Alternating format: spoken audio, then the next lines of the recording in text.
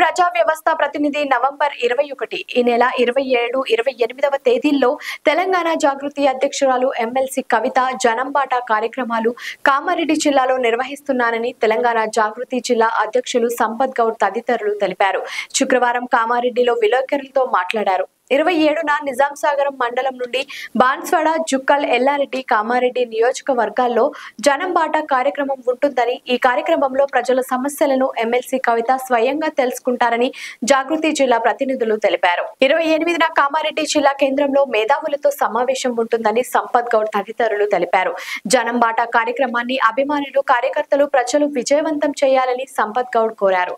ఈ కార్యక్రమంలో తెలంగాణ జాగృతి రాష్ట్ర ఆటో యూనియన్ అధ్యక్షులు ఎండి సలీం, రాష్ట్ర జాగృతి ఉపాధ్యక్షులు కొట్టల్ యాదగిరి, కామారెడ్డి జిల్లా జాగృతి యూత్ అధ్యక్షులు అదిల్, జుక్కల్ నియోజకవర్గ జాగృతి ఇన్ఛార్జి రాజశేఖర్, జుక్కల్ నాయకులు ఎన్ఎంబాల్ రాజ్, బీసీ జాగృతి జిల్లా అధ్యక్షులు కుంటా రవీందర్, ఆటో యూనియన్ కామారెడ్డి జిల్లా అధ్యక్షులు ఎండి ఆల్తాఫ్, జిల్లా ఆటో యూనియన్ ప్రధాన కార్యదర్శి వాడికరి సురేందర్ రావు, జిల్లా జాగృతి సీనియర్ నాయకులు జొన్నల వినోద్, జొన్నల రాము, జాగృతి నాయకుల, కార్యకర్తలు పాల్గొన్నారు. నేను తెలంగాణ జాగృతి రాష్ట్ర వైస్ ప్రెసిడెంట్ని.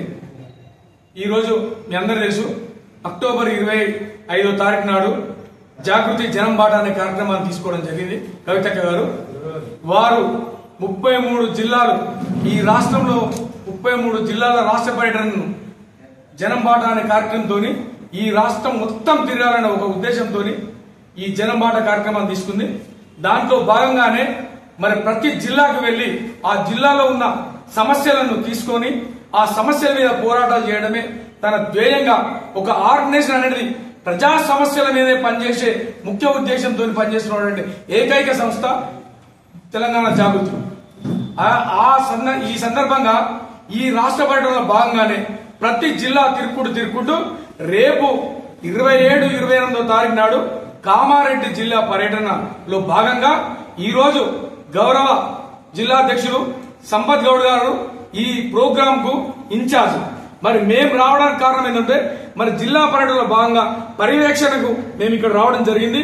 మరి ఇక్కడ ఉన్న జిల్లా వాసులు, ముఖ్యంగా ఏ నిజవర్గంలో అయితే సమస్యలు ఉంటాయో వాళ్ళందరూ నిజంగా కవితక్క గారి దగ్గరకు వచ్చి ఆ సమస్యలు చెప్పుకోవాల్సిందిగా మేము జనాన్ని వేడుకుంటున్నాం.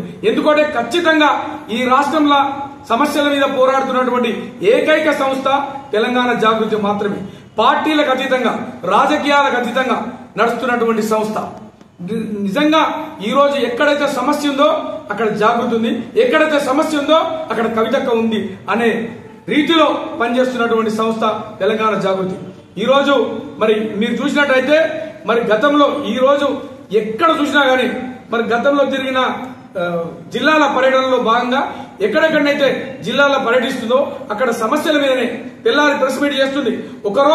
మొదటి రోజు జిల్లాలో ఉన్నటువంటి నిజవర్గాలు మొత్తం తిరిగి మరి second day morning press meet చేసి తర్వాత మేధావులతోని సమాలోచనలు చేసి ఇట్లా ప్రజలకు దగ్గర అవ్వకుంటూ ప్రజా సమస్యలు పరిష్కరించుకోవాలనే ఒకే ఒక ఉద్దేశంతో కేవలం ప్రజా సమస్యల మీద దృష్టి పెట్టి పనిచేస్తున్నటువంటి సంస్థ.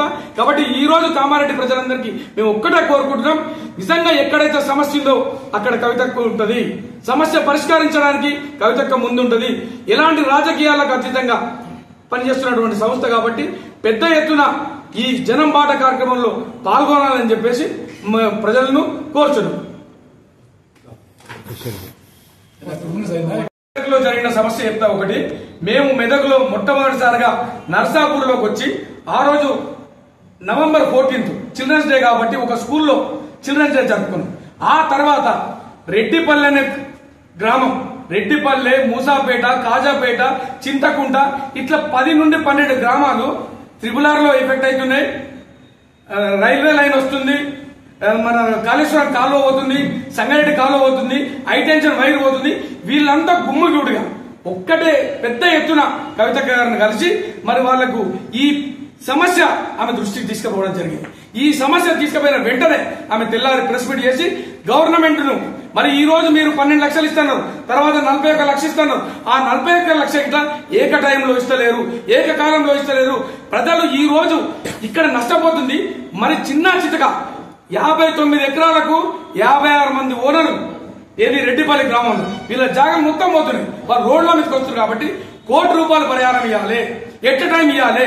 అది గిట్లా మీరు ఇన్స్టాల్మెంట్ గా వారికి ఇస్తే మరి వాళ్లకు ఒక లిఖిత పూర్వకమైన లెటర్ ఇవ్వాలని చెప్పేసి డిమాండ్ చేయడం జరిగింది. ఇట్లా నారాయణరావుపేట జిల్లాలో ఇదే భూ నిర్వాసితులతో ఒక వాళ్ళ సమస్య ఈమె దృష్టికి తీసుకొస్తే ఆడొక ప్రోగ్రామ్ చేస్తే దాన్ని పెంచడం జరిగింది. ఇట్లా సమస్యలను ఎంతో కొంత పరిష్కారం దొరుకుతుంది కాబట్టి ప్రజల నుండి పెద్ద ఎత్తున స్పందన వస్తుంది కాబట్టి ఈ జనం బాట కార్యక్రమాన్ని విజయవంతం చేస్తున్నారని చెప్పేసి ఈ సందర్భంగా తెలియజేస్తున్నారు. మీరు కూడా జనం బాట కార్యక్రమంలో పెద్ద ఎత్తున పాల్గొని మీ సమస్యలన్నీ పరిష్కరించుకోవాలి. మాకు కవితక్కకు ఎంతవరకు వీలైతే అంతవరకు ప్రభుత్వం దృష్టికి గానీ, పరిపాలక దృష్టికి గానీ, గవర్నమెంట్ కలెక్టర్లు, ఆర్డీఓలు ఎవరి దృష్టికి వీలైతే వారి దృష్టికి తీసుకుపోయి సమస్యగా పరిష్కరించడానికి కృషి చేస్తున్నామని చెప్పి ఈ సందర్భంగా జిల్లాకు విచ్చేసినటువంటి జాగృతి రాష్ట్ర నాయకత్వానికి, అలాగే కామారెడ్డి జిల్లా జాగృతి నాయకులందరికీ, ఇక్కడికి విచ్చేసినటువంటి మీడియా మిత్రులందరికీ నమస్కారం. జై జాగృతి, జై కవితక్క. అయితే మన కామారెడ్డి జిల్లాలో జనం బాట కార్యక్రమానికి విచ్చేస్తున్నటువంటి కవితక్క గారు ఈ నెల 27, 28 తారీఖులలో మన కామారెడ్డి జిల్లా జనం బాట కార్యక్రమం కలదు. అయితే 27 నుంచి మన జూకల్ నియోజకవర్గం నిజాం సాగర్ మండలం నుంచి కవితక్క గారి జనం బాట కార్యక్రమం స్టార్ట్ అవుతుంది. ఎందుకంటే మన రాష్ట్రంలో 33 జిల్లాలలో గత ప్రభుత్వం కావచ్చు, ప్రస్తుత ప్రభుత్వం కావచ్చు, ప్రజల కష్టాలు మన తెలంగాణ సాధించినప్పటికీ కూడా నీళ్లు, నిధులు, నియామకాలే కాకుండా అనేక రకాలటువంటి అన్యాయానికి గురవుతారు.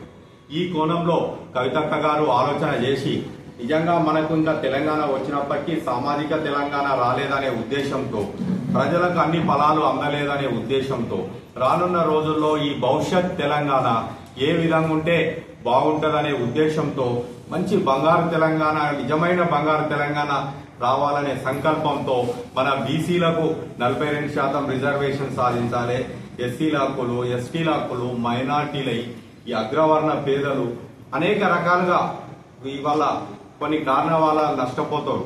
ఇలాంటి వారి కోసం న్యాయం జరిగేందుకు, న్యాయం చేయడం కోసం కంకణం కట్టుకొని ఇవాళ ఈ బడుగు బలహీన ఈ అన్ని వర్గాల కోసం కవితక్క గారి పోరాటం చేస్తూ ఇలా తెలంగాణ 33 జిల్లాలోని 119 నియోజకవర్గాలు పర్యటించి ఈ 119 నియోజకవర్గాల్లో ప్రజలకు ఎలాంటి కష్టాలున్నాయి, విద్యార్థులకు ఎలాంటి కష్టాలున్నాయి, నిరుద్యోగులకు ఎలాంటి కష్టాలున్నాయి, ఇప్పుడు రైతులకు సన్నవారికి బోనస్ ఇస్తామన్నారు, బోనస్ ఇయ్యలే, పత్తికి మద్దతు ధర లేదు, చెరుకుకు లేదు.